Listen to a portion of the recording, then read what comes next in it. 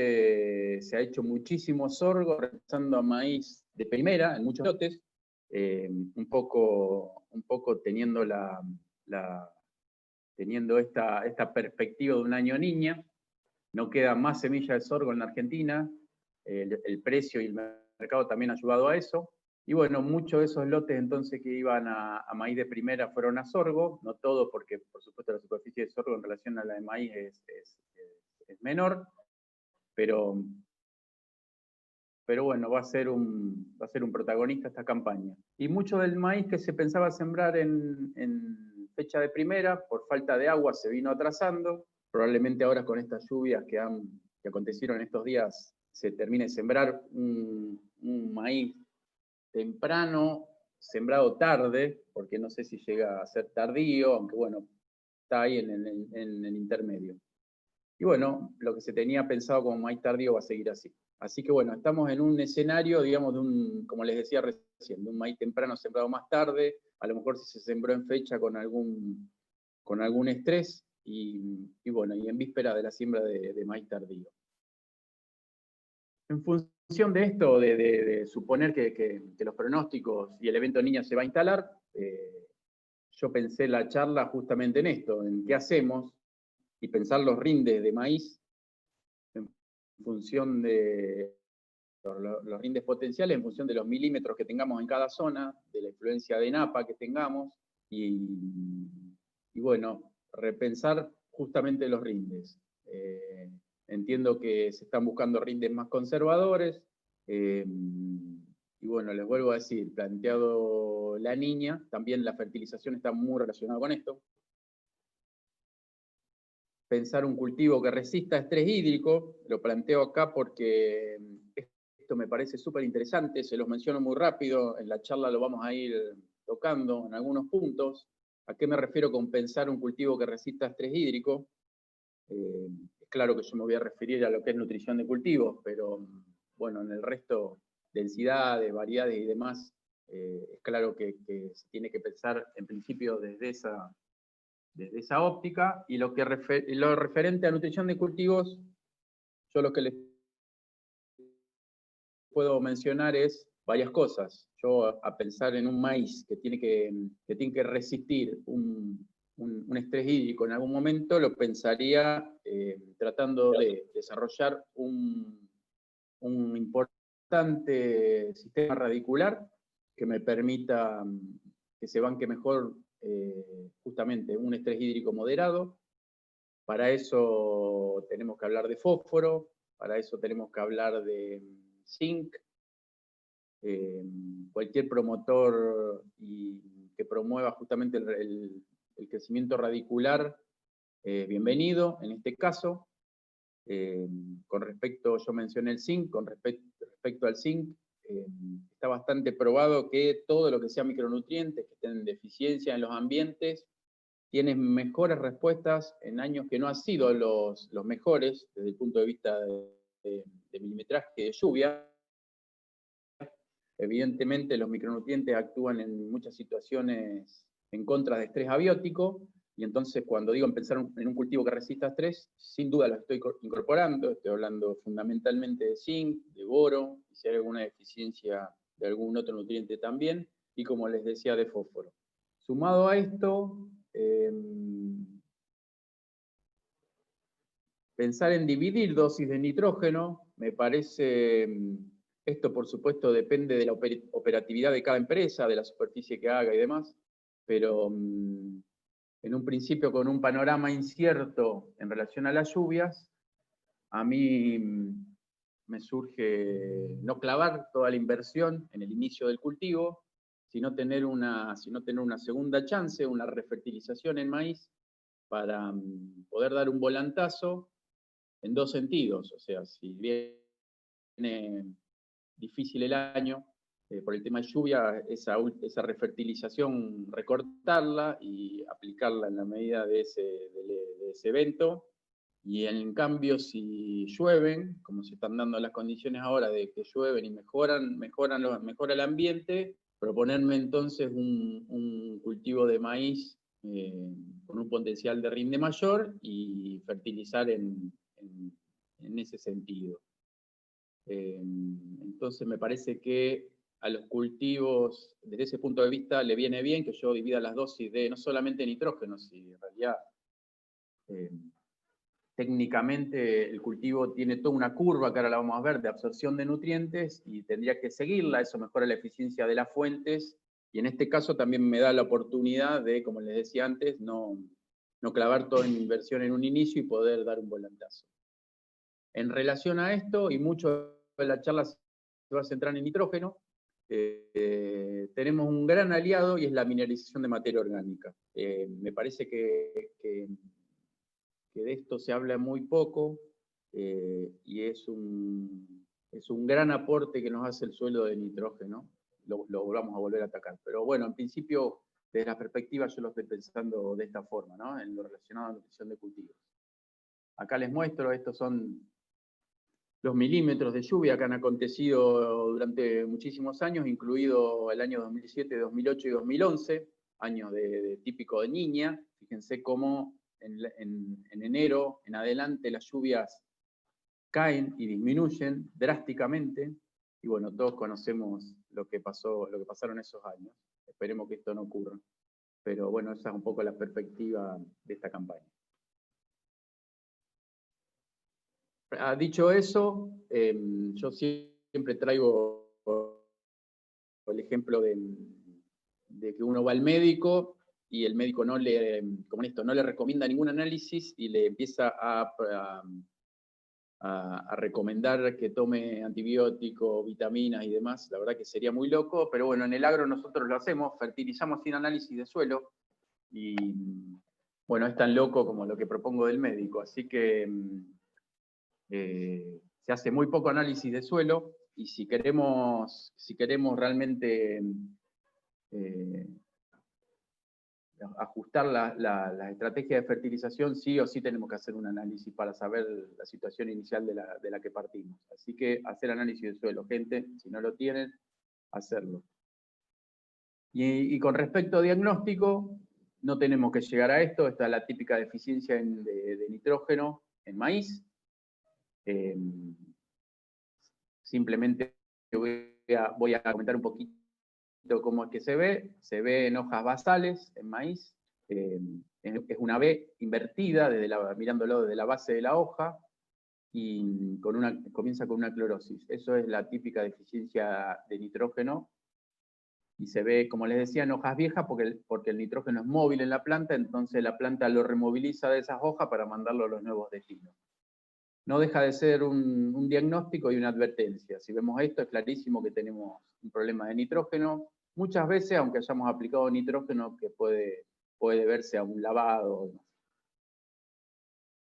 Me gustaría repasar un poco lo del ciclo del nitrógeno, me parece que viene muy bien, un poco para entender las estrategias, las fuentes y demás. Los voy a repasar muy rápido. Cualquier duda, les vuelvo a decir que haya respecto, tienen permitido interrumpirme y hacer preguntas, así que bueno, háganlo. En principio, ustedes saben que los cultivos absorben nitrógeno fundamentalmente como nitrato, ¿sí? Algo menor como amonio, eso en parte está en discusión, pero por ahora lo que sabemos es que absorbe más en forma de nitrato que de amonio. Acá están graficadas las distintas fuentes que pueden aplicarse como fertilizantes. Por ejemplo, el caso de la urea. La urea tiene que incorporarse al suelo. Esta urea tiene que sufrir un proceso de hidrólisis para pasar a amonio. Y de amonio tiene que pasar por un proceso de nitrificación a nitrato para que la planta la pueda absorber, aunque como les dije antes, parte de ese amonio puede ser absorbido por el cultivo. En este proceso de hidrólisis de la urea se genera amoníaco y ese amoníaco es un gas. Ese gas muchas veces depende cómo la urea esté aplicada, pero si está aplicada al boleo y se dan condiciones puede haber un proceso de volatilización y de pérdida de amoníaco. Eso es una de las grandes pérdidas de la fuente de urea que se aplica al boleo, por ejemplo, y se dan condiciones de temperatura para que se pierda. Es conocido que hay importantes pérdidas por el proceso de volatilización. Es más, les vuelvo a a decir que el amoníaco es tóxico para el cultivo y por ejemplo, en el caso del cultivo de sorgo, cuando se aplican altas cantidades de urea al boleo, se nota el quemado de hoja por la fitotoxicidad que le genera el amoníaco. Dicho esto, el proceso sigue. Se puede aplicar otra fuente, que me parecen son fuentes interesantes, que es fuentes de nitrato de amonio. En este caso, la ventaja que tendría el nitrato de amonio es que tiene las dos fuentes, tanto la de nitrato como la de amonio. La de amonio sigue la ruta que veíamos recién de la urea, y la de nitrato sería una fuente inmediatamente disponible para el cultivo. Todos aquellos que promueven el uso de nitrato de amonio hacen hincapié en esta ventaja de tener una forma inmediatamente disponible para el cultivo, que es el nitrato, y una forma, el amonio, que tiene que sufrir, digamos, nuevamente un proceso de nitrificación para ponerse disponible para el cultivo, y eso le llevaría un proceso, y entonces hay una parte de nitrato que está inmediatamente disponible y una que acompañaría la curva de absorción de nitrógeno del cultivo. Me parece interesante también este tipo de fuentes. Vamos a ir repasando, les dije que íbamos a hablar de mineralización, y bueno, un poco para reafirmar el concepto, es la transformación microbiana del nitrógeno orgánico a inorgánico, acá lo ven, pasa a amonio. Esto vamos a tocar un poquito después, porque como les dije, para mí la mineralización es un gran aliado en las fertilizaciones. La inmovilización, por el contrario, es de nitrógeno, pasa a nitrógeno mineral orgánico. Esto, ustedes conocen el proceso de inmovilización en general cuando hay muchos rastrojos de un cultivo anterior de alta relación carbono-nitrógeno, que lo que hace es para los microorganismos del suelo, para descomponer ese material, necesitan absorber nitrógeno para equilibrar la relación carbono-nitrógeno, y parte de ese nitrógeno lo toman del suelo, inmovilizándolo y no dejándolo disponible para el cultivo. Realmente se sabe que hay que fertilizar un poco más con nitrógeno cuando se viene de un rastrojo de alta relación carbono-nitrógeno, como puede ser un trigo, por ejemplo. Otro proceso que vamos a ver es de nitrificación, que se los mencionaba recién, es el pasaje de amonio a nitrato, y en ese pasaje participan microorganismos como la nitrosomona y nitrobacter, importantísimo que estén presentes para ese proceso. La fijación de nitrógeno, bueno, es conocida para el caso de la fijación simbiótica en soja. En este caso, en principio no lo tocamos, pero es interesante entender acá, y un poco viene a la integración de todo lo que estamos viendo, que la fijación de nitrógeno fija el nitrógeno que hay en el perfil de suelo. Si nosotros tenemos perfiles de suelos compactados, con poca porosidad, todos estos procesos no ocurren, o ocurren con dificultad. El proceso de nitrificación es al contrario, es la pérdida de nitrato en nitrógeno atmosférico como gas, porque pasa a nitroso en el medio. Son estas pérdidas que ven hacia la atmósfera. Eso es el proceso de nitrificación. Bueno, y volatilización se los había mencionado anteriormente. Y lixiviación es un proceso que también es interesante tenerlo en cuenta y conocerlo, que es cuando perdemos nitrato por agua en profundidad. Esto es muy importante saberlo, porque hay mucha gente que fertiliza con mucha anticipación con nitrógeno, y después de una lluvia muy importante, gran parte de ese nitrógeno puede perderse por lixiviación, depende de la textura del suelo y las condiciones. Bueno, repasado esto, me interesa también que recordemos un poco cómo son las curvas de absorción de nitrógeno, de potasio y de fósforo. Estas son un poco, la idea es compararlo con la fenología. ¿Y por qué pienso en esto? Primero, porque vamos a ver un trabajo que hicimos nosotros midiendo estas curvas y chequeándolas, y otro porque me interesa que también sigamos la lógica de las estrategias de fertilización, y muchas veces lo que que parece muy lógico, no lo tenemos en cuenta en estas estrategias. Por ejemplo, aplicar gran cantidad de fertilizante al inicio de un cultivo. Fíjense, un cultivo de maíz en B2 y el desarrollo radicular que tiene, y la verdad es que el cultivo no está en capacidad de absorber tal cantidad de nitrógeno, y entonces nosotros en ese momento ponemos en juego parte de ese aporte de nitrógeno, ya que puede, como les mencioné antes, haber distintas pérdidas, ya sea por lixiviación, volatilización o lo que fuera. Entonces, nuevamente lo que les comento es que lo óptimo es dividir las dosis, tratando de seguir las curvas estas de absorción, en la medida también que el cultivo vaya aumentando en fenología. Sabemos que por una cuestión operativa hasta B6, B7 sería el momento que se puede entrar en aplicar con una máquina, digamos, aplicar nutrientes, pero también lo que estamos viendo y sabemos es que los nuevos híbridos de maíz lo que permiten es aplicaciones tardías, aplicaciones en floración de nitrógeno, porque como vemos la curva sigue aumentando de nitrógeno hasta el momento de BT. Así que eso es interesante tenerlo en cuenta. Esa técnica y esa práctica avanza en la medida que tenemos alguna ventana de aplicación, por ejemplo, con fungicidas de maíz, ¿sí? Así que fíjense, ahí están cómo se determinan los componentes de RIN en los distintos momentos fenológicos, y bueno, saber que estamos construyendo rendimiento, entonces no dejar de tener un cultivo bien nutrido para evitar de perder rinde en cualquiera de sus componentes.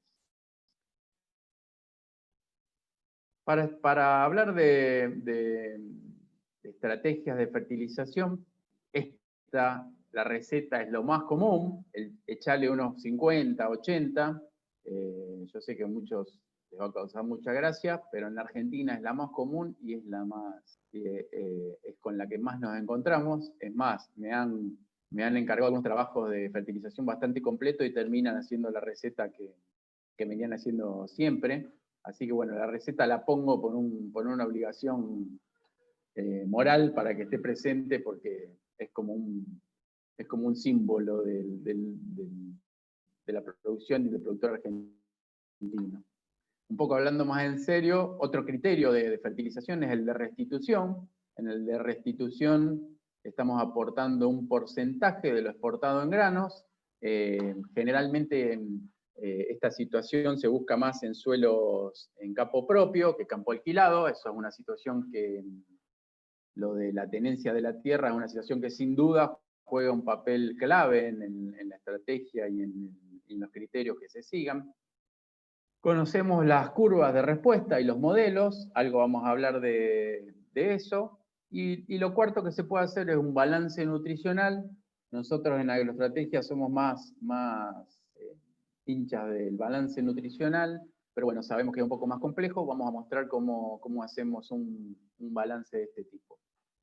Y bueno, vamos a comenzar por los modelos.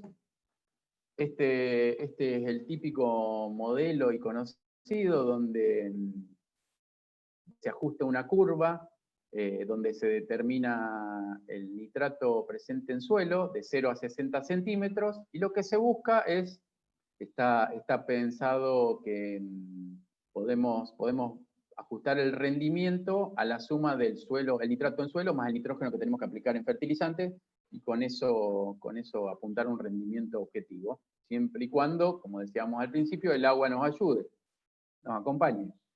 Fíjense cómo en este gráfico, que es parte de la red de nutrición del CREA Sur de Santa Fe, los años que están y que ajustan esta curva son todos los años niña, digamos, lo que estábamos viendo justamente antes, que el 2007 y el 2011 no aparecen.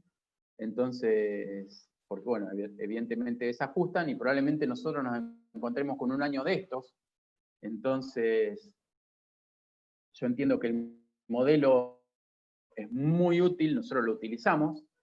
Para que se entienda bien, entonces, lo que se hace es, si se busca un objetivo de rinde, por ejemplo, de 11.000 kilos, o de 10.000 kilos, se ajusta la curva a 150, 170 unidades de N, que sería lo que me aporta el nitrógeno del suelo como nitrato, y el resto lo tendría que terminar de completar con fertilizante.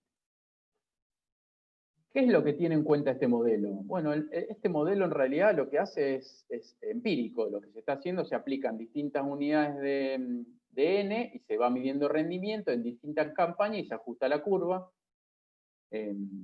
No diferencia cuando habla de nitrógeno de suelo si estamos contemplando digamos, un nitrato inicial y cuánto de esto después es nitrógeno mineralizado de materia orgánica.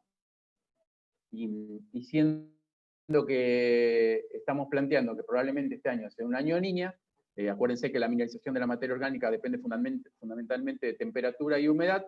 Si vamos a tener poca humedad, por ende vamos a tener poca mineralización, y entonces probablemente el modelo no ajuste preciso para estimar rendimiento cuando hay una de las patas, que es el nitrógeno que aporta la mineralización, que no lo va a hacer o lo va a hacer en forma deficiente. Para mostrar un poquito eso y hacer un poco de explicar un poco lo que planteaba al principio yo de repensar los potenciales de rinde en función de los milímetros, dividir dosis de N y pensar en mineralización de nitrógeno.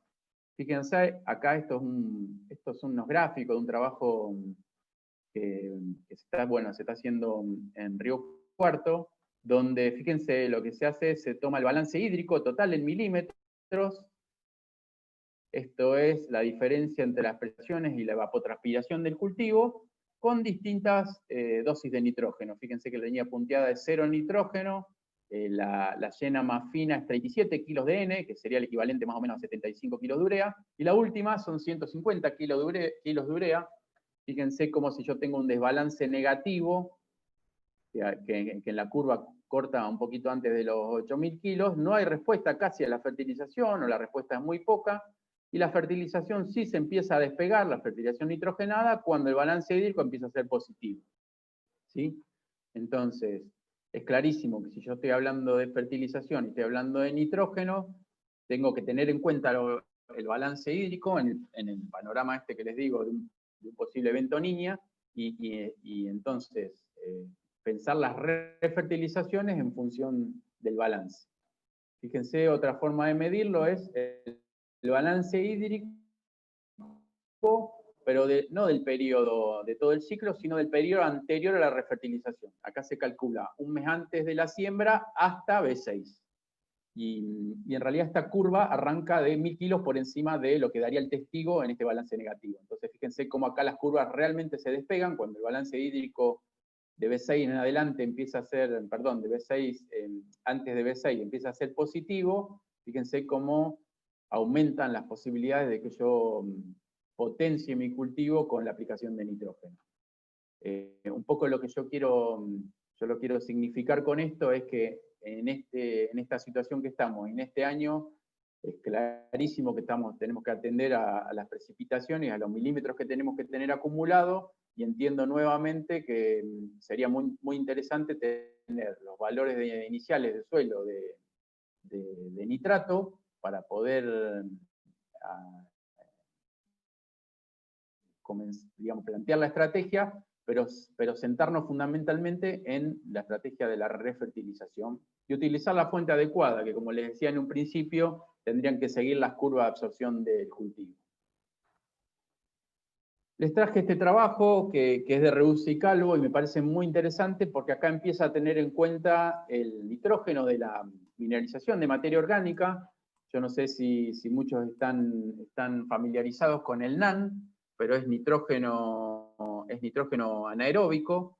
El nitrógeno anaeróbico lo que se hace es se incuba una muestra del suelo a 40 grados centígrados por una semana y se mide el nitrógeno que mineraliza esa muestra, y eso da en principio una idea del nitrógeno que puede mineralizar nuestro suelo en el ciclo.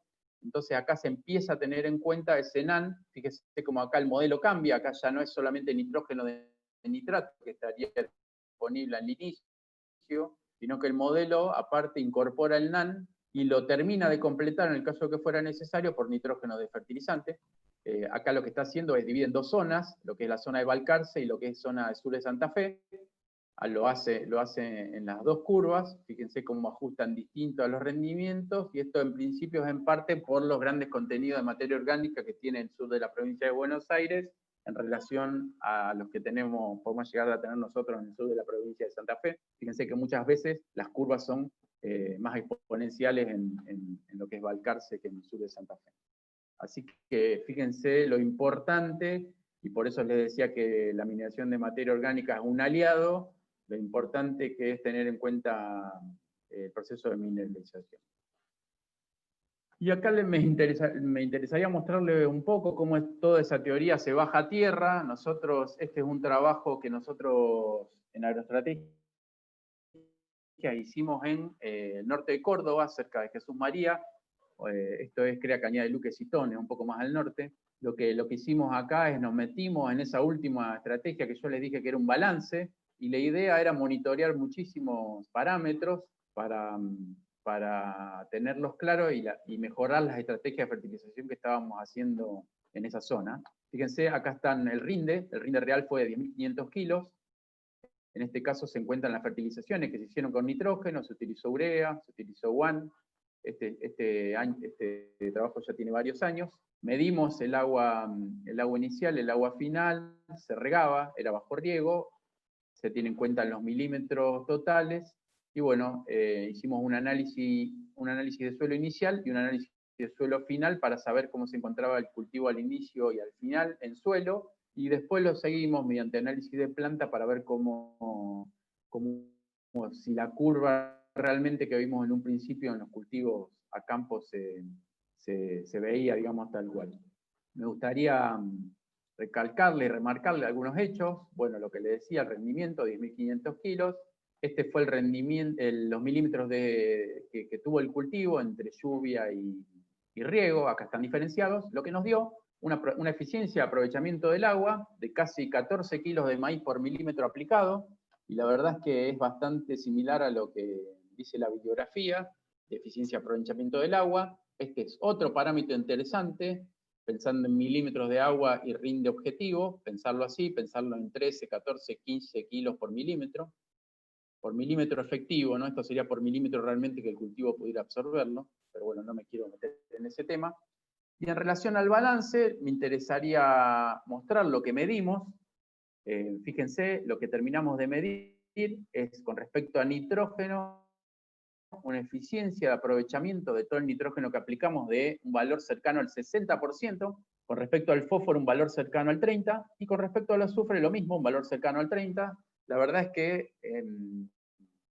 cuando uno los resultados le concuerdan con lo de la bibliografía, se siente en principio contento. El único valor que no nos cerró muy bien es el del azufre, que entendíamos que era más parecido, un 40 o un 50%, más parecido a lo que era nitrógeno, pero evidentemente es así, y lo constatamos con otros trabajos que seguimos haciendo. Otra cosa que me parece interesante es que determinamos que en este ciclo de maíz había habido una mineralización de 4,4%. Esto lo hacíamos con franjas sin cultivo, donde medíamos cuánto nitrógeno se comenzaba a poner disponible durante todo el ciclo hasta madurez fisiológica del cultivo, y entonces estimábamos la mineralización. La verdad es que después de este trabajo la empezamos a incorporar en las estrategias, en las planificaciones y en las estrategias de fertilización, y nos cierra perfecto esta mineralización para esa zona. Bueno, y otra cosa que empezamos a medir es el consumo por tonelada de cada uno de los nutrientes, como verán abajo, que nos daba 22 kilos de N, 6,8 de fósforo y 2,9 de azufre. Nos da un poco más alto el fósforo, que nosotros lo teníamos considerado como 4, nos daba más cercano a 7, la verdad es que lo doblaba al fósforo, a lo que decía la bibliografía, y el nitrógeno se mantenía. Esto sabemos también que cambia en función de cuál sea el rendimiento, porque esta eficiencia es cada vez menor en la medida que tenemos mayores rindes. Perdón, menores rindes es menos eficiente y mejora la eficiencia a medida que sube. Bueno, y por último, el índice de cosecha del cultivo fue de 41%.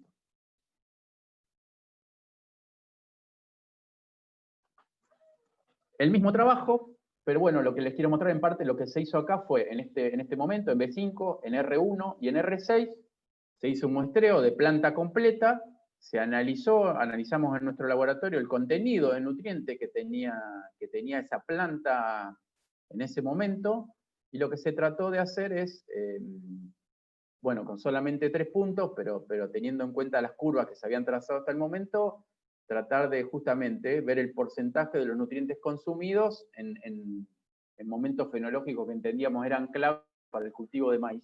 Entonces, fíjense cómo podemos observar que el cultivo de maíz, por lo menos para este caso, absorbió el 50% del nitrógeno entre la emergencia y B5, pero para R1 ya tenía el 89%, o sea, la verdad es que nosotros entendíamos que esta absorción era más rápida, entendíamos que a B6 tenía casi el 70, el 80% absorbido, y lo empezamos a ver que no es tan así. Eso es lo primero que nos sorprendió. Entonces un poco nos permitió afirmar lo que yo les proponía al principio, que en la medida que nosotros podamos dividir las dosis en nitrógeno sería mucho mejor. Y lo segundo que nos mostró en esos años, y que la verdad no estaba claro, era que hasta R1 no tenía el 100% de nitrógeno absorbido. Me acuerdo patente que muchos técnicos nos criticaron este número, y después lo que empezamos a saber es que los nuevos materiales, los nuevos híbridos de maíz, tenían respuesta, se los mencioné creo anteriormente, a las aplicaciones tardías de nitrógeno, y aumentaban el rendimiento, y bueno, es este 10% que falta absorber de R1 en adelante. Así que la verdad es que era un dato que para la época era muy relevante. Esos son nuevamente los porcentajes absorbidos, pero para este caso para fósforo. Fíjense nuevamente que R1 llega con casi el total del nutriente absorbido. Para el caso de azufre, lo mismo. Y nos sorprendió un poco los de algunos micronutrientes como el zinc. Perdón, voy para atrás, donde entendíamos que en los primeros estadios tenía gran parte absorbido, pero vemos que no, que la absorción grande se daba de B5 en adelante. La verdad es que lo traigo y lo muestro porque en maíz nosotros lo que tenemos que hacer es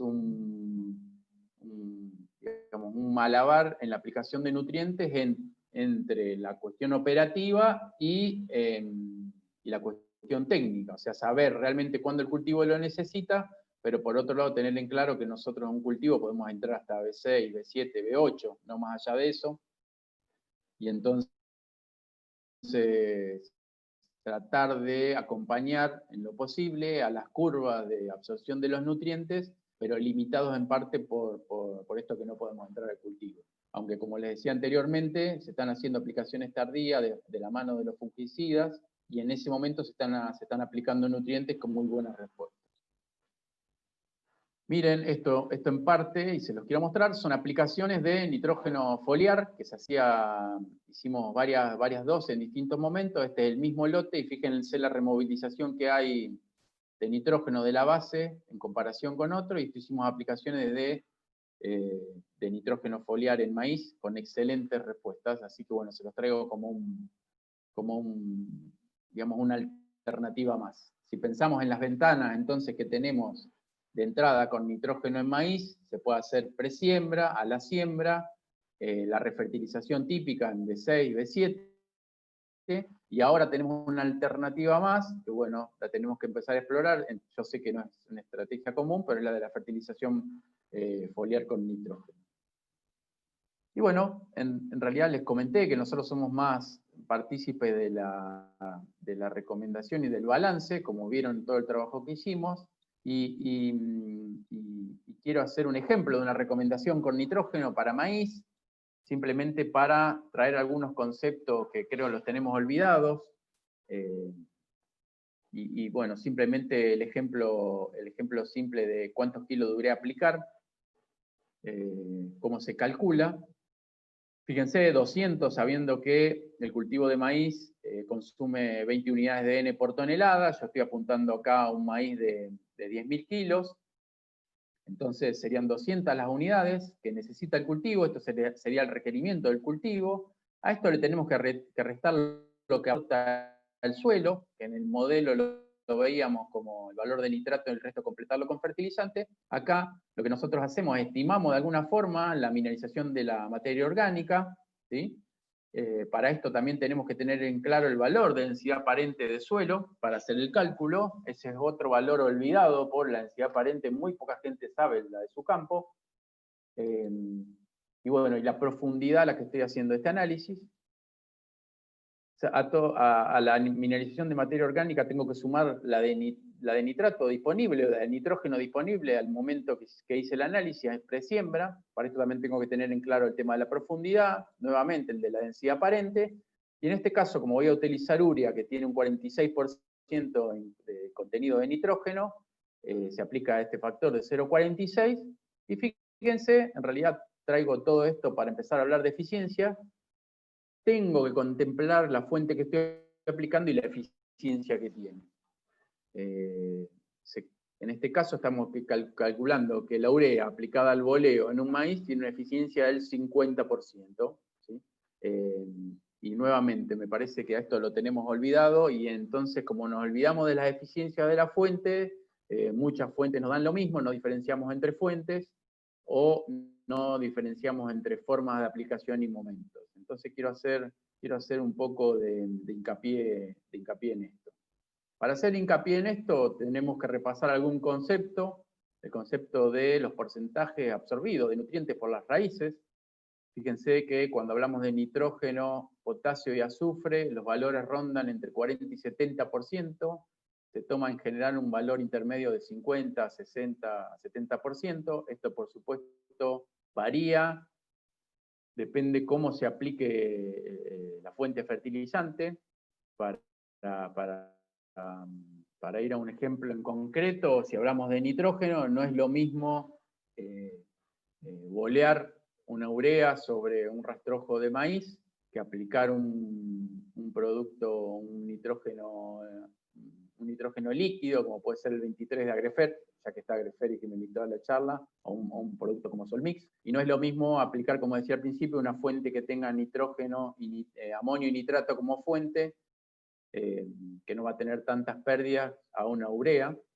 Entonces esa eficiencia ahí va a mejorar sustancialmente. Y lo mismo para las otras fuentes. Fíjense, para el caso del resto de los nutrientes, las eficiencias muy bajas las de fósforo. La verdad es que este 40 es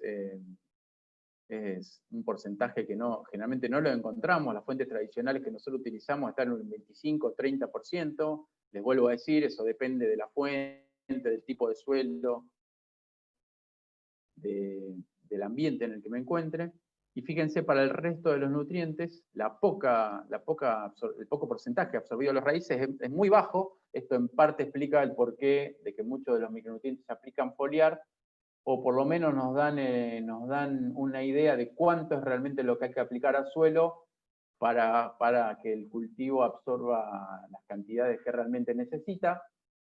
Fíjense que se calcula que el zinc, por ejemplo, tiene que, para un cultivo de maíz de aproximadamente 10.000 kilos que consume 500 gramos de zinc por hectárea, habría que aplicar 2,5 kilos de zinc elemento al suelo para tener en cuenta esta eficiencia y para que el cultivo absorba lo que necesita. Un poco eso es el porqué de lo que presento. Otro también es el movimiento de nutrientes en suelo, para nuevamente repensar cuándo los voy a aplicar y cómo los voy a aplicar. Sabemos que nitrógeno, acá yo lo separé entre móviles e inmóviles, pero hay una intermedia que es poco móvil, pero para hacerlo sencillo, sabemos que móvil es el nitrógeno, el potasio, el azufre y el boro.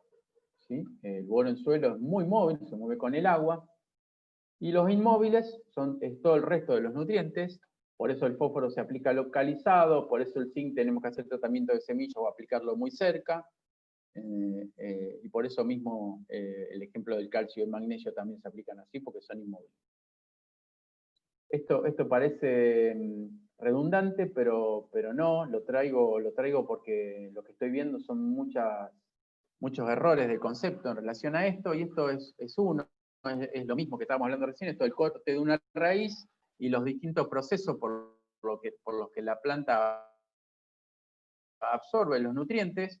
Uno es flujo masal, el flujo masal, y es el caso que nos toca del nitrógeno. El flujo masal es la planta evapotranspira, y cuando evapotranspira, o sea, pierde agua por evapotranspiración, al mismo tiempo absorbe agua por las raíces, tener, digamos, esa capilaridad dentro de la planta y mantener la turgencia.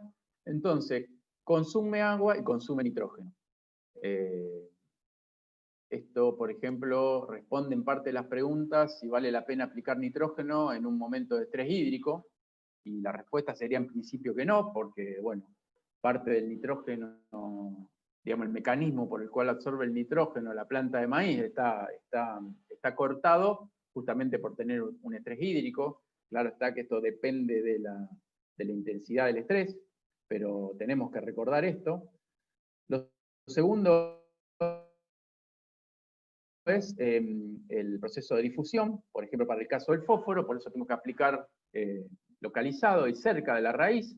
Y bueno, y el tercero, que les dije, que es intercepción radicular, y es, por ejemplo, el caso del zinc. Yo lo que tengo que hacer, la raíz lo que tiene que hacer es tocar el nutriente para poder absorberlo, y por eso es que se busca que el nutriente esté, por ejemplo, cerca de la semilla, o se aplique foliar, o esté en una fuente, esté quelado, cuestión que haga que sea móvil en el suelo y la planta lo pueda tomar.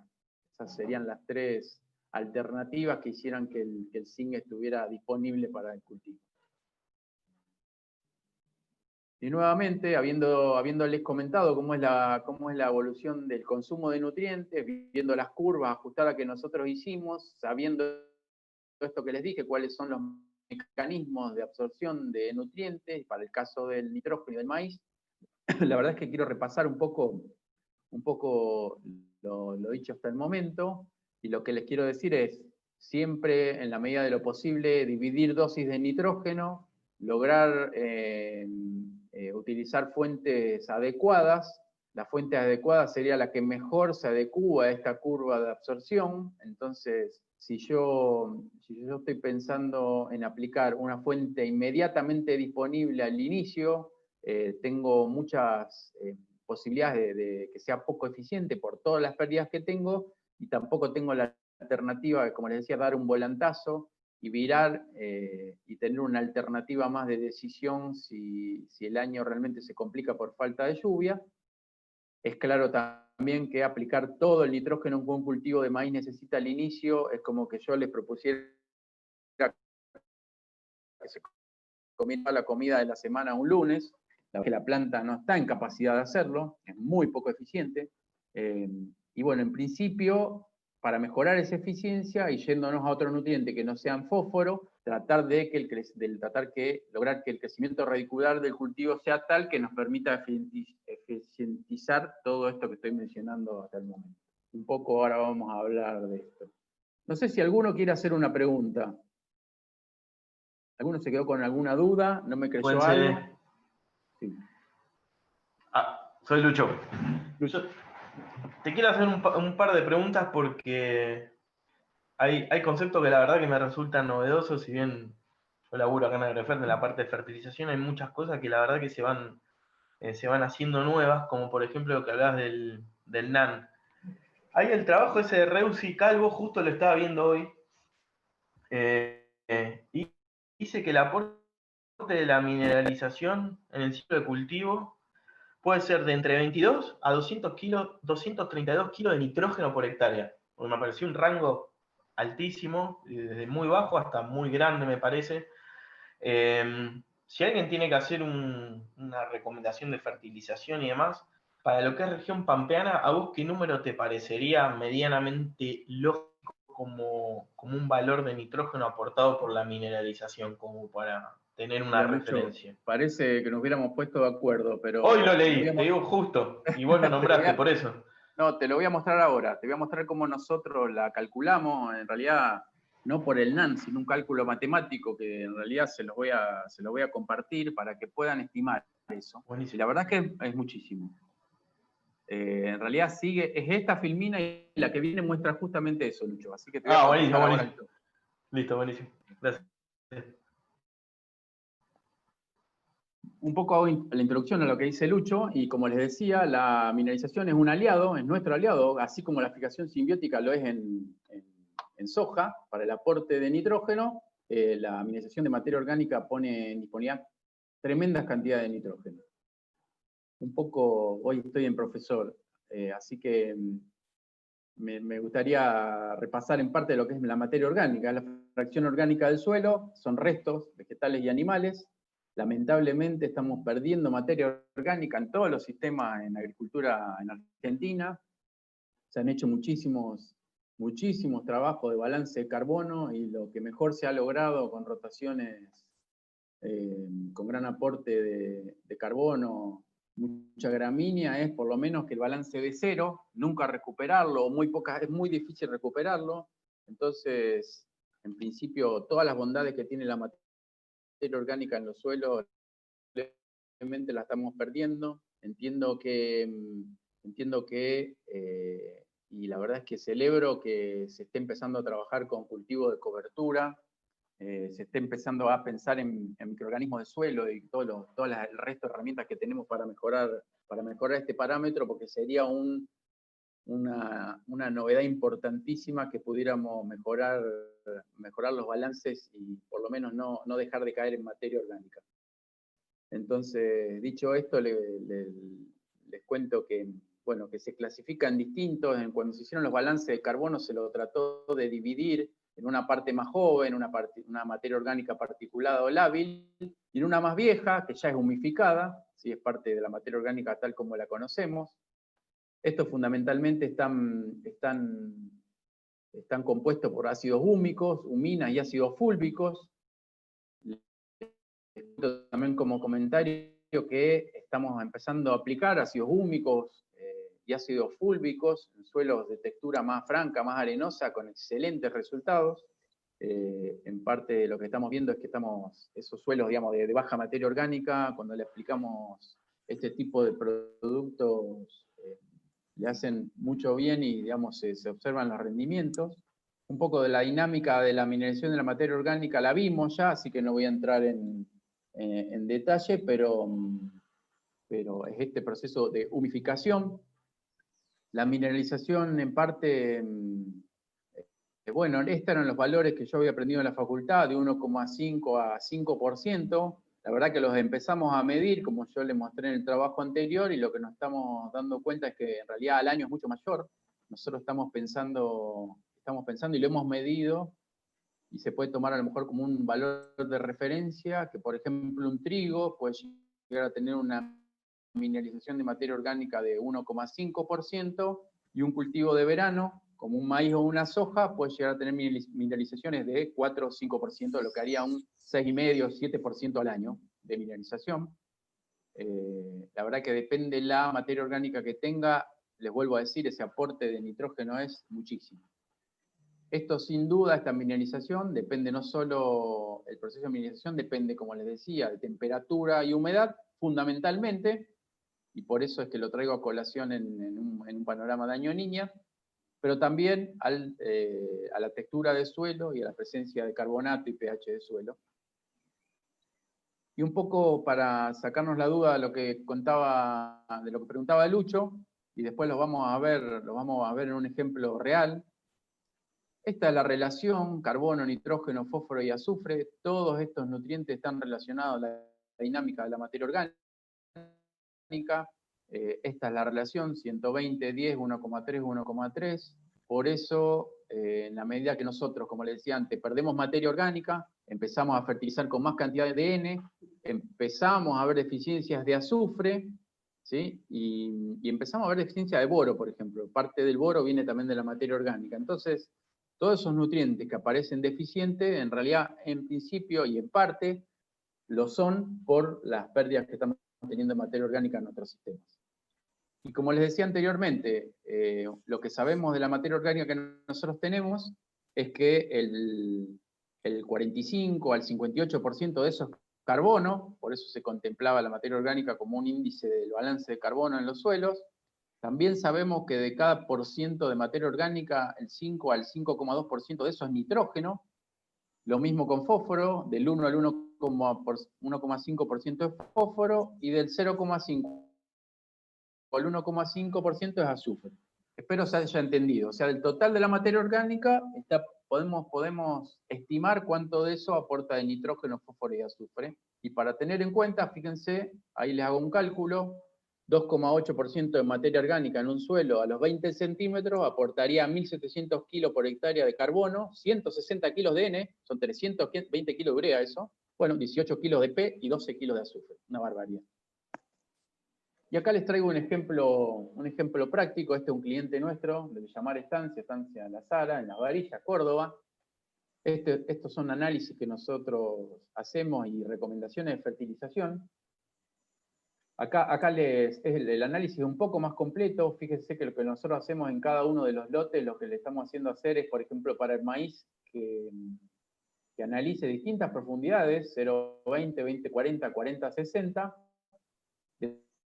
Determinamos distintas cosas. Fíjense que la última profundidad simplemente determinamos nitrato, fósforo y azufre, pero en las anteriores sí determinamos materia orgánica, pH, bueno, nitrato, fósforo, azufre y conductividad.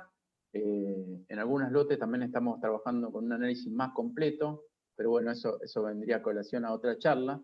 Y el cálculo que nosotros hacemos acá es justamente con los valores que ellos tienen de materia orgánica, en los 0,20 y en los 20-40 centímetros. La de 40-60 no la contemplamos porque el valor ya es muy bajo, digamos, y no aporta gran cantidad. Nosotros estimamos, por ejemplo, para el caso de maíz, fíjense que el objetivo de rinde acá es un maíz de 10.000 kilos, como se ve a la derecha.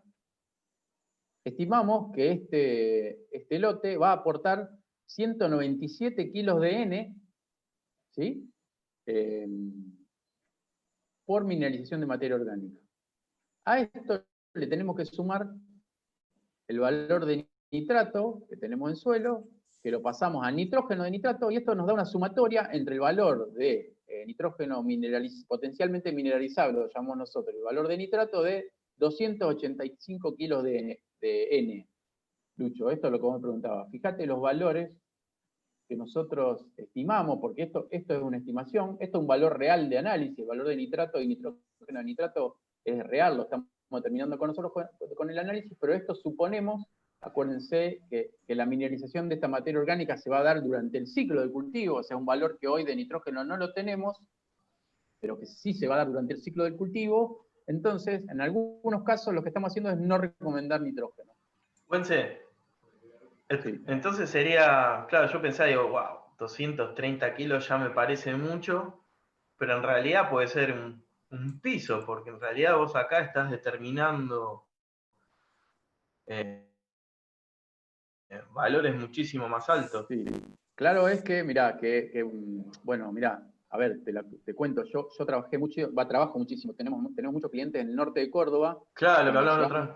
Sí, cuando llegamos a trabajar a Jesús María, mucha gente nos dijo, chicos, se confundieron, no vengan acá porque nosotros acá sacamos 10.000 kilos de maíz bajo riego, sin fertilización. Y cuando era sin fertilización era sin nitrógeno, no le ponían nada.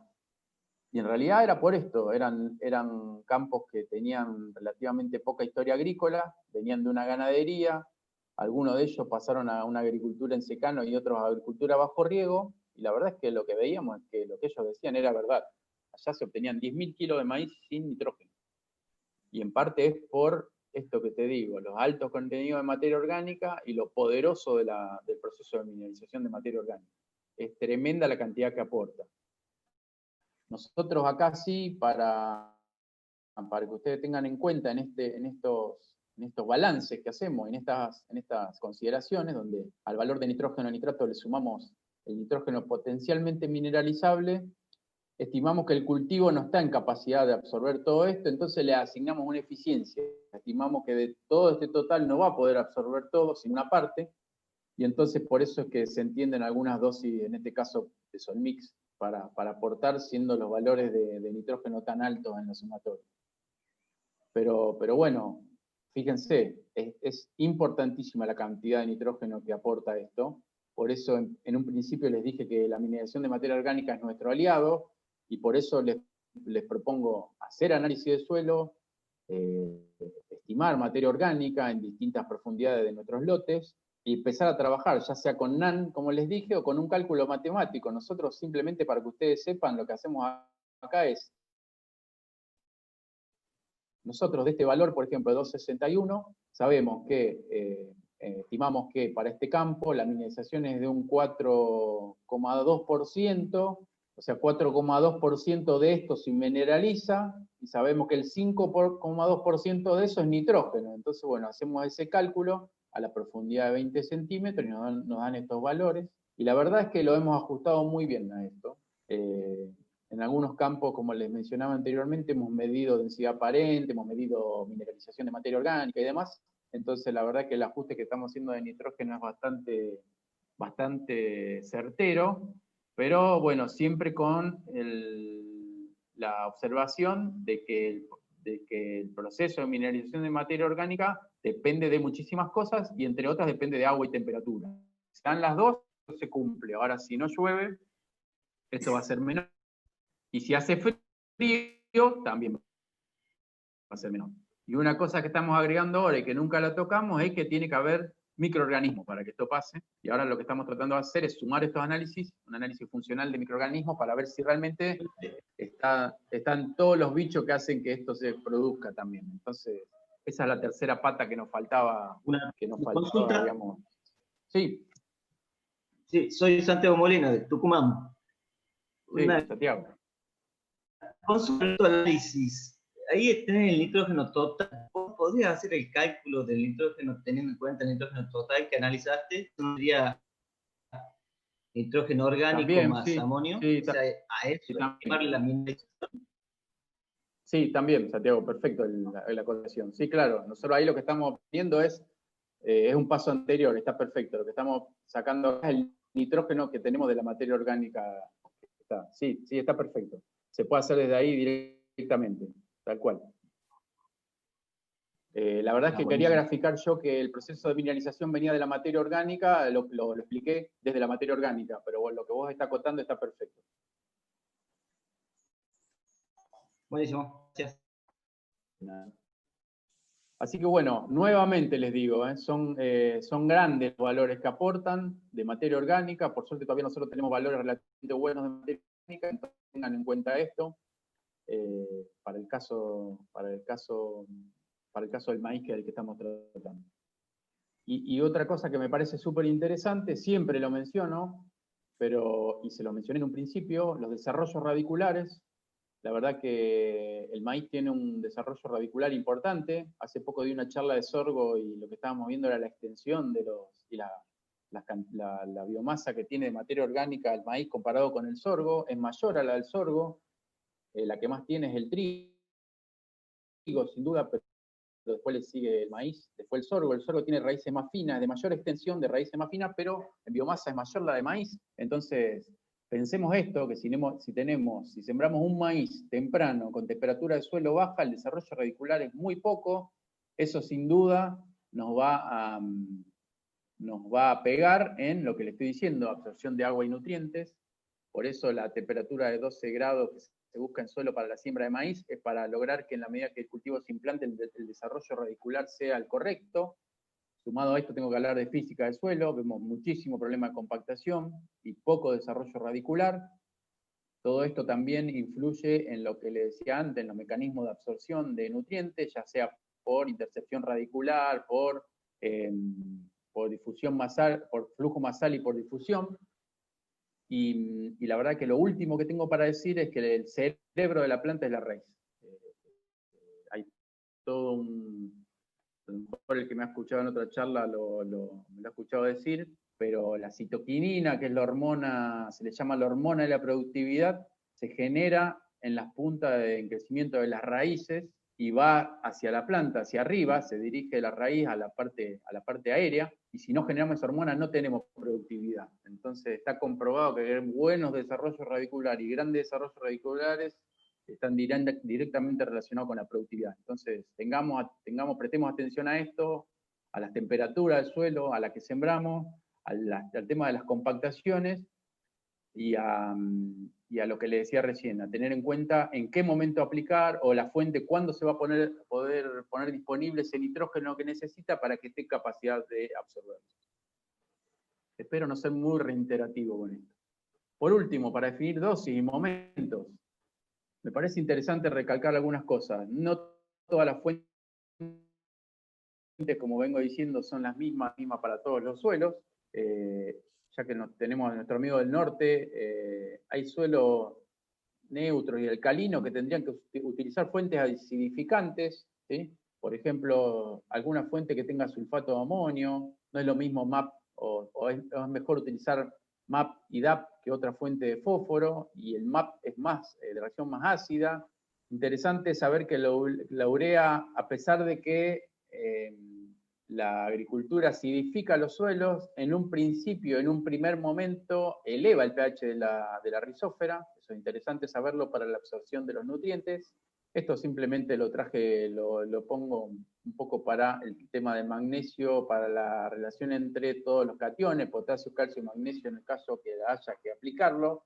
Son nutrientes que compiten entre ellos por la forma de absorción, entonces sería bueno que si quiero corregir uno, no aplicar su competidor, simplemente por eso.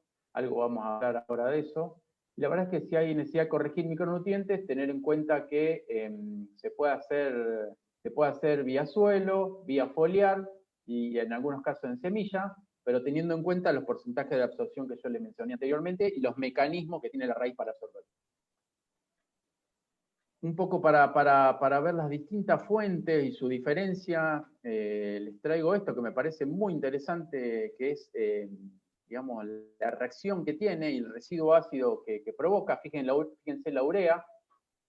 No me quiero meter en esto muy técnico, pero es la cantidad de carbonato de calcio que hay que aplicar para contrarrestar la acidez que tiene la fuente. Fíjense que la urea es de 3,6, el nitrato de amonio también, pero por ejemplo el sulfato de amonio es más ácido, ¿sí? Entonces, a lo mejor sería interesante pensar en fuentes con sulfato de amonio o que tengan sulfato de amonio en la formulación para suelos que sean alcalinos, que estén por encima de 6,5 para arriba, utilizarla como una fuente alternativa de nitrógeno y azufre, o utilizar formulaciones que tengan sulfato de amonio. Bueno, Agrefert tiene algunas formulaciones así que hemos visto que gran parte del buen resultado que tiene es debido a esta acidez. Y fíjense, el fosfato diamónico también tiene una acidez mayor que lo que es nitrato de amonio y urea. Me parece que es un dato interesante para traerles y mostrarles lo que decía antes, que no todas las fuentes son iguales.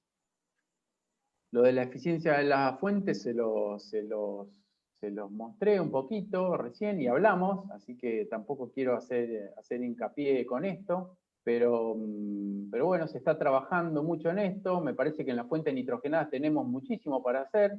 Como les dije, esta fuente nitrogenada, en la medida que yo tenga disponibilidad de nitrato y tenga disponibilidad de amonio, mejora muchísimo esta eficiencia, y si esto se incorpora o no se incorpora, o se aplica un líquido, por ejemplo, que el fertilizante líquido ya de por sí no necesita una lluvia en la incorporación, mejora bastante la eficiencia.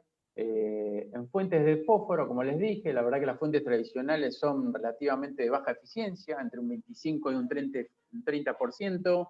Se está haciendo muchísimo con los productos microgranulados de fósforo, es un gran avance en fuentes fosforadas y eficiencia, lo mismo que fósforos líquidos. Es otro camino que el fósforo líquido está transitando para mejorar esta eficiencia de las fuentes tradicionales. Y bueno, en el mundo la verdad que cualquiera de las alternativas está bastante desarrollada. Entiendo que acá en Argentina todavía tenemos mucho para hacer con eso. Lo de las fuentes azufradas, me parece que las fuentes azufradas, bueno, la eficiencia es alrededor de un 40%, pero toda fuente azufrada, como les mencioné anteriormente, que sea un poquito más ácida o que venga acompañada de nitrógeno, mejora esta eficiencia. Granulados con micronutrientes es muy bajo, ¿sí? Esto en realidad, la fuente granulada de micronutrientes se utiliza muchísimo en el mundo para solucionar, para corregir carencias, pero bueno, como les dije anteriormente, sería interesante analizar fuentes quelatadas, fuentes foliares y tratamientos de semilla. Un poquito, creo que ahora traigo algún ejemplo de esto. Y las fuentes foliares, son un 90% eficientes, son muy eficientes. El tema es que con macronutrientes no puedo aplicar mucho porque en realidad no me lo permite la técnica, la forma de aplicación foliar, pero sí lo puedo hacer con macronutrientes secundarios y con micronutrientes. Y bueno, les traigo a nuestro amigo, la ley del mínimo. Acuérdense que acá la ley del mínimo lo que dice es que los nutrientes se ven limitados por el que se encuentre en menos disponibilidad, un poco para salir un poco del nitrógeno, que es el que ha acaparado la charla. Les traigo algunos ejemplos. Fíjense, este es un trabajo que nosotros hicimos, nos lo encargó Cresut para probar distintas fuentes y distintas mezclas en maíz. Lo primero que me gustaría hacer hincapié en esto es que mucha gente me dice esto era maíz tardío, y mucha gente me dice que el rinde normal y promedio de maíz tardío es de 8000, y la verdad que a mí con eso, el normal y tardío y digamos alcanzable, nunca me quedo tranquilo, porque fíjense como en esta misma situación pasamos a 10.000 kilos de maíz. Pero bueno, otra cosa sorprendente que se alcanzan 7.000 kilos sin ningún tipo de esto, un testigo absoluto, no tiene ningún fertilizante. En parte es lo que les decía todavía la bondad de nuestro suelo, que nos permite obtener 7.000 kilos de maíz sin ningún tipo de fertilizante. Un poco es lo que hablamos hasta ahora. Pero bueno, en la medida que se van aplicando nutrientes, miren cómo mejora. Hicimos un cálculo de, por ejemplo, cuánto aportaría cualquiera de las fuentes que se agrega azufre, aumenta un 7%, y fíjense, cuando aplico zinc, suma un diferencial de un 5% más. Les traigo algunos ejemplos, ahora les voy a mostrar. Esto es otra cosa que me preocupa muchísimo y la traigo permanentemente. Estas son las pérdidas de calcio que está ocurriendo en la provincia de Córdoba. No me voy a meter mucho en esto, pero amarillo, naranja y rojo es mi equivalente, digamos, parte por millón de calcio está bajo, ¿sí? Tremendo esto, no está pasando solamente en la provincia de Córdoba, sino en grandes zonas. Esto trae acarreado no solamente que el calcio como nutriente esté siendo deficiente, sino grandes problemas de compactación. El calcio también participa en un balance hormonal en la planta, entonces las plantas empiezan a tener grandes problemas de estrés abiótico, y en parte no solo se lo puedo adjudicar al calcio, son debido a otros problemas, pero el calcio tiene muchísimo que ver con todo eso. Les propongo también en las estrategias de fertilización comenzar a sumar fuentes que incorporen calcio en las formulaciones. Me parecería que sería un nutriente interesantísimo a incorporar en las fertilizaciones. Bueno, y como les mencionaba el zinc, les voy a traer algunos ejemplos de zinc. Estos son distintas fuentes y un poco para mostrar todo lo que mencioné anteriormente. Fíjense, urea sola. Fíjense cuando utilizo otra fuente, que esto es nitrato de amonio más sulfato de amonio, en parte lo que les mencionaba recién, el aporte de azufre y el aporte de fuentes diferentes a la urea, de nitrógeno. Miren cómo aumentan los rendimientos. Fíjense cuando le aplico zinc, cómo mejora, y bueno, cuando utilizo una fuente líquida, por ejemplo, para aplicar nitrógeno y para aplicar micronutrientes, la verdad es que empezamos a ver que la tecnología sin duda se ve en los rendimientos. Salud. Y les traigo un ejemplo de maíz, de zinc. Miren acá, probamos en maíz diferentes fuentes de zinc foliar, de todo tipo. Este zinc es quelatado con lignosulfonato. Hay zinc quelatado estos son por ejemplo polioles, hay zinc de otras formas. Fíjense los aumentos de rendimiento aún con rendimientos altísimos de maíz de 14.000 kilos, cómo llegamos a aumentar en un 25% los rindes. La verdad es que siempre lo mencionamos. Lo que estamos viendo es que acá la ley del mínimo se cumple perfectamente y que el zinc está siendo limitante a la producción en muchísimos ambientes, y entonces simplemente lo que hacemos cuando aplicamos zinc, estamos completando esa tabla del barril y estamos permitiendo que el resto del potencial de la tecnología y de la fertilización que hacemos se exprese. Entonces, bueno, les traigo acá nuevamente, clarísimo, se está cumpliendo la ley del mínimo, en este caso con zinc.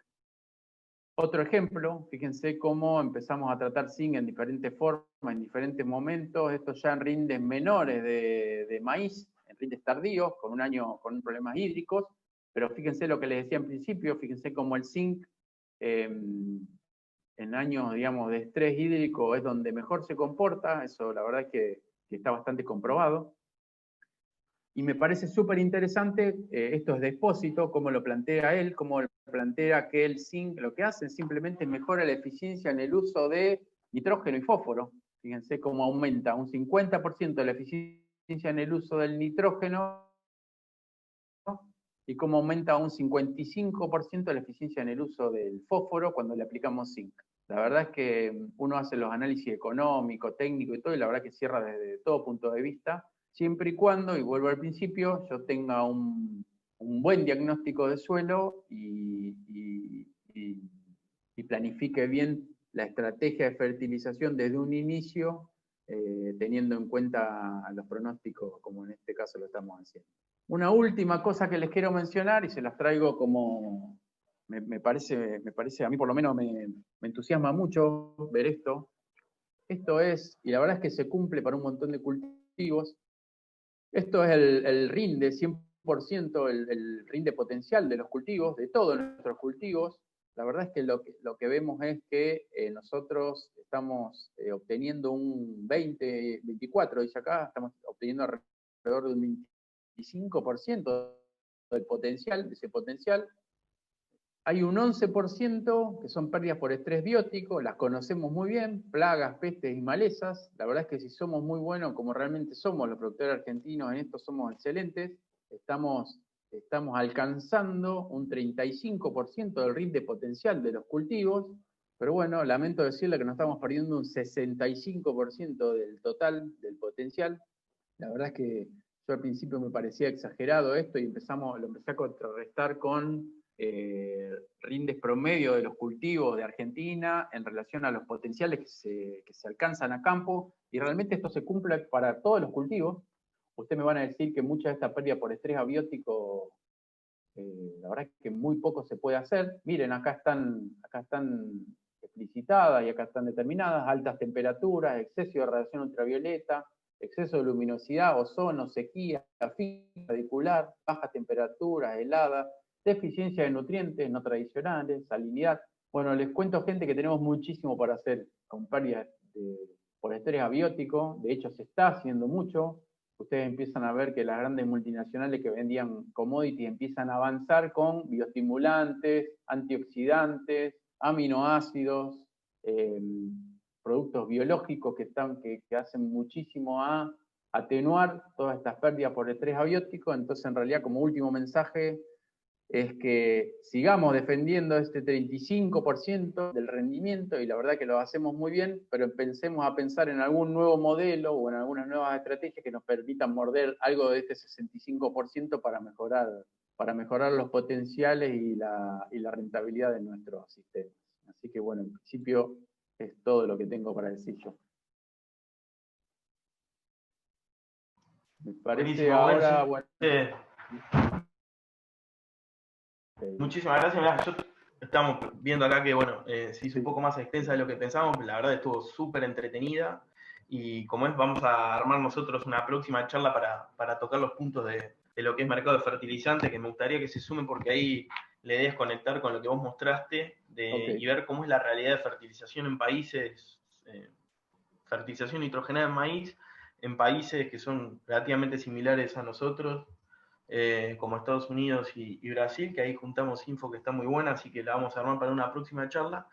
Te quería agradecer porque la verdad que estuvo buenísimo. Yo me anoté un montón de preguntas que la verdad que me gustaría hacértelas, pero primero quisiera abrir el panel y consultas al resto de los asistentes, que seguramente deben tener preguntas, y después yo a lo último te hago un par de cuestiones que quería consultar.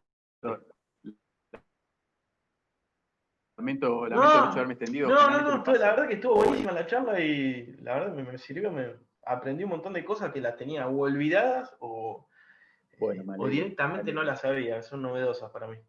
Me alegro que así sea. Bueno, no sé si alguno tiene una duda, quiere hacer alguna consulta. Aprovechenlo, agüense, por favor, no se queden con preguntas guardadas. Si querés, Lucho, tirale una de las disparadoras tuyas. como para Dale, ir yo lo de la juntando ahí. mineralización me lo aclaraste, yo pensé que era un valor alto, 230 kilos, y vimos que el aporte de mineralización puede ser muchísimo más alto. Después lo que me quedó dudas respecto al... Bueno, que Lucho, es un mirá, me interesaría acotar alguna cosa con respecto a eso, si Sí. me permites. Vos sabés que,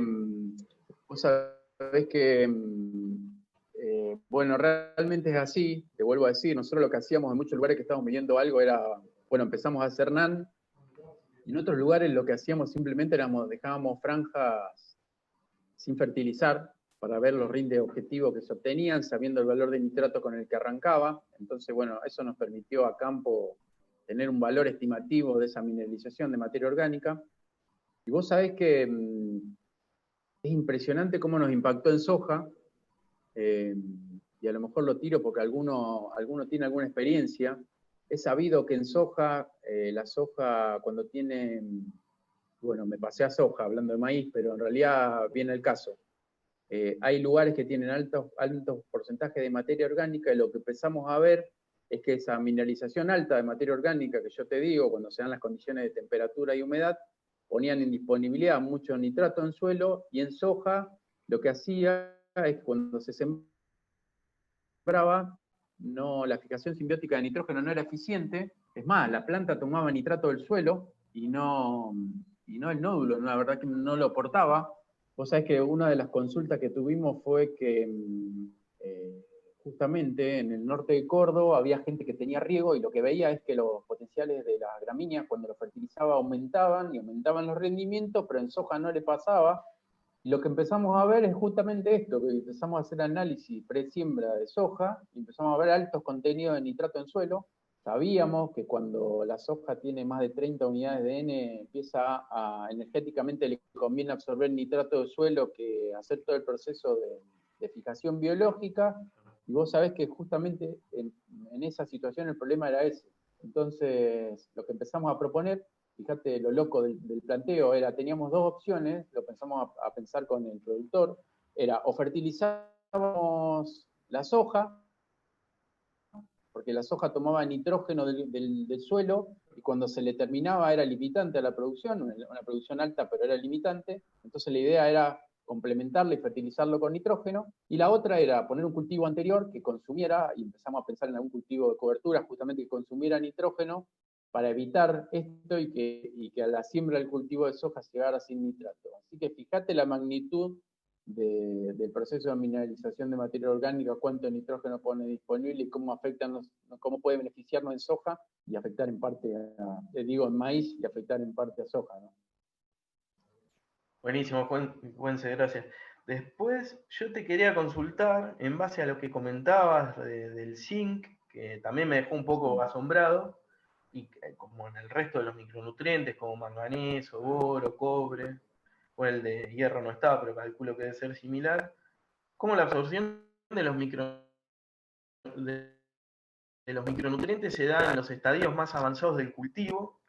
Y te quería consultar cómo choca con las deficiencias que uno ve a campo. Porque, por ejemplo, en un maíz temprano vas a ver que tiene esa esclerosis internerval, y vas a decir, estoy viendo la deficiencia ahora, tengo que aplicar el zinc ahora, pero en realidad lo que planteas vos en base a los resultados es que cuanto más tarde apliquemos los micronutrientes, va a ser mejor, digamos. O sea, no tendría tanto sentido, por más que uno ve la deficiencia, aplicar temprano, ¿o me equivoco? A ver, eso es más o menos así. En realidad te voy a corregir un poquito. En realidad Sí. depende de la deficiencia que vos tengas, ¿no? Nosotros lo que estamos viendo, nosotros hacemos muchísimos análisis de clientes nuestros que están repartidos por toda la Argentina, y lo que estamos viendo es que hay distintos grados de deficiencia. Hay deficiencias, para el caso particular del zinc, vemos que hay deficiencias severas. Era conocido, por ejemplo, que gran parte de Entre Ríos ya tenía problemas de zinc en arroz. Claro. Por ejemplo, toda la zona de Villaguay, San Salvador, cuando se hacía arroz, el arroz tenía un problema gravísimo con el zinc. Además, en las lomas calcáreas se le moría a las plantas por deficiencia inducida por zinc. Entonces ya tenían grandes problemas y empezamos a ver que, por ejemplo, parte de Santa Fe, el sur de Santa Fe no era tan grave. Eso fue complicándose con los años porque la deficiencia se hizo más severa, pero te vuelvo a decir, depende de la deficiencia que vos tengas. En muchos casos, lo que nosotros vimos es que lo que tratamos de hacer era trazar una curva, así como la teníamos para el nitrógeno, fósforo y los macro, empezar a ver qué pasaba con los micro. Lo que nos sorprendió un poquito es esto que vos decís, que se corría, pero para la situación justamente de esa medición. Nosotros, en principio, lo que estamos proponiendo es que, sin duda, un análisis de suelo, eso te va a dar un panorama de la deficiencia que vos tenés. Si tenés 0, digamos, para ir a un extremo, o si tenés un valor razonable intermedio que pueda soportar un primer estadio del cultivo, porque eso es otro de lo que estamos viendo. Por ejemplo, maíz. En maíz, la deficiencia de zinc, acordate que, y lo mencionamos, acordate que el zinc la planta lo toma por intercepción radicular, entonces lo que vemos permanentemente es que todo cultivo que se desarrolle en un ambiente medianamente deficiente de zinc, pero que tenga alguna impedancia física, algún problema de compactación, que haga frío o que tenga alguna complicación para el desarrollo radicular, lo que muestra es una deficiencia de zinc. Entonces, a lo mejor lo que hay que tener en cuenta son las dos cosas que yo te digo. Por ejemplo, es clarísimo que los maíces sembrados temprano en un ambiente relativamente frío, sí o sí van a tener deficiencia de zinc. Porque las condiciones para el crecimiento radicular de temperatura y de agua van en contra, digamos, de buenas condiciones para el desarrollo radicular, entonces a la planta le cuesta mucho cruzarse con el zinc. ¿Sí? Y entonces cuando empiezan a mejorar las condiciones de temperatura y humedad, vos ves que la planta empieza a desarrollar, y muchas veces lo que nos dicen nuestros clientes es que, mirá, no, tenía una clorosis tremenda, pero ahora ya se fue. Evidentemente, cuando empieza a tener un crecimiento radicular mayor, porque aumentaron las condiciones de temperatura y humedad, tiene mayor exploración radicular, logra obtener el zinc que necesita y la deficiencia se desaparece. Pero bueno, digamos, para ir a lo que vos mencionás, nosotros en principio lo que decimos es, siguiendo que la tecnología te permite hacer tratamiento de semilla o aplicar sin foliar, o aplicar, por ejemplo, como en el caso de ustedes, un producto como Surco que tiene zinc, lo que podés hacer es cubrirte al inicio con un tratamiento de semilla e irte un poquito más adelante con un tratamiento de N que tenga zinc y complemente esa aplicación. Claro, sí, apuntar a complementar. Sí. Correcto. Y después te quería preguntar una que siempre tengo la duda, aprovecho que nunca te consulté. Ya yendo a fósforo, que también tocaste el tema, y estaría bueno charlarlo. Me hace ruido cuando veo folletos de fósforo líquido que dicen que tienen unas eficiencias de 90 a 100% en absorción de fósforo. Más cuando comentabas que supongo que es de fuentes sólidas, pero que la eficiencia del fósforo raramente llega al 40%. Sí. Hacerlo líquido, ¿qué tanto más, no sé si vos lo tenés medido, pero qué tanto más incrementa la eficiencia? Sé que la va a incrementar mucho, pero ¿puede llegar un producto a tener 90, 100% de eficiencia? Mira, a ver, el tema es así. Yo no te podría decir un número certero y no creo que mucha gente lo sepa. Claro, es muy difícil terminarlo. Habría que seguirlo, digamos, de alguna forma para medir exactamente. Yo sí lo que te puedo decir es que, como te dije, ya sea como microgranulado o como líquido, se ha mejorado muchísimo la eficiencia. Claro. El camino en el que va de dos maneras. Una es, en parte, mejorar la formulación para que pueda ir lo más cerca a la semilla posible. Acordate que yo te comenté que el fósforo es clave que esté ubicado lo más cerca a la raíz que lo pueda tomar. Y entonces, por ejemplo, en el caso del líquido, por lo menos la mejor experiencia que tengo yo son fuentes que se pueden aplicar en el surco. ¿Sí? O sea, la verdad es que lo que mejor hemos visto que se comporta son todos aquellos productos que vayan chorreados en el surco cuando se siembra el cultivo.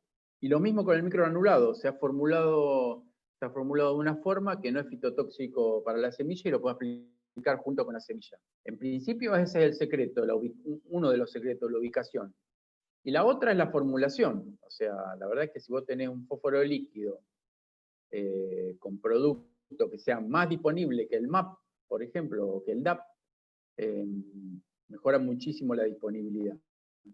Entonces, ya tenés que empezar a cumplir con todos esos criterios, que la formulación te lo permita poner más cerca de la semilla, que la máquina te permita aplicarlo junto y que el producto en sí per se sea más disponible. Si vos lográs la combinación de todo eso, mejorás muchísimo la eficiencia.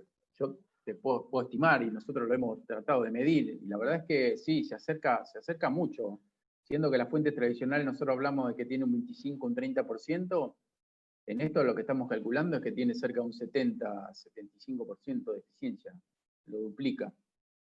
La tenemos más clara con microgranulado que con líquido, pero sí la mejora sí. Y en principio eso explica por qué tan pocas unidades y tan poca dosis equivalen a tanta del otro. Claro. Y viste, a veces, por lo menos yo en forma personal a veces soy un poco escéptico por eso, porque decís, y le estoy agregando, bueno, el agricultor le está agregando dosis muy chiquititas. Imagínate que, por ejemplo, en el líquido se habla de que si vos aplicás, no sé, 120 kilos de diamónico, aplicando 20 litros de un producto podés llegar a tener la misma respuesta, y aplicando 25 kilos de microgranulado también. Claro. Entonces, un poco eso te da, si vos haces el cálculo del porcentaje de unidades de nutrientes que tiene, la eficiencia cómo ha mejorado. Y la verdad que ha mejorado tremendamente. Es un gran avance. Lo que sí, no sirve para recomponer tenores de suelo. Lo que está haciendo es abasteciendo el cultivo, ¿no? Se lo lleva todo. No tiene residualidad, no mejora. En realidad, lo que nosotros estamos haciendo con todo ese tipo de fuentes, la gente se queja porque le atacamos el bolsillo, pero en realidad lo que le proponemos es la combinación de estrategias.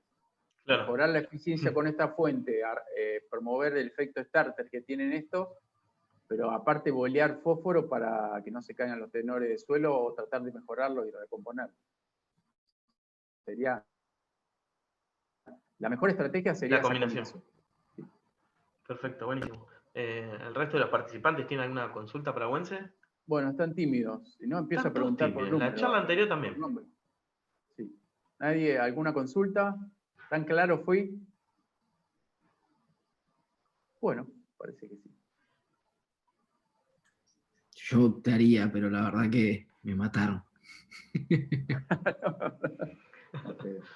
Vamos a tomar examen, Fede, después. No, yo voy anotando, olvídate. Bueno, yo igualmente, si ustedes me permiten, lo que voy a hacer es en el chat del grupo, les voy a dejar mi correo. No sé si te parece bien, Fede. Sí, por favor. Por cualquier consulta a todos los participantes, si se han quedado con algunos, si son tímidos y no se animan a hacer la pregunta, poner la cara y la voz a veces es difícil. Ahí les dejo mi correo, digamos, hablando en serio, cualquier consulta que tengan, cualquier duda, estoy a disposición. Así que ya al final entonces aprovecho para agradecerles, chicos, Federico, Lucio, nuevamente, a ustedes. Quiero agradecer a Grefer que me invitó y que me permite hablar de nutrición de cultivo, que es un tema que me apasiona. Y bueno, al resto que me haya escuchado, espero que le haya aportado algo al conocimiento general. Y bueno, me despido.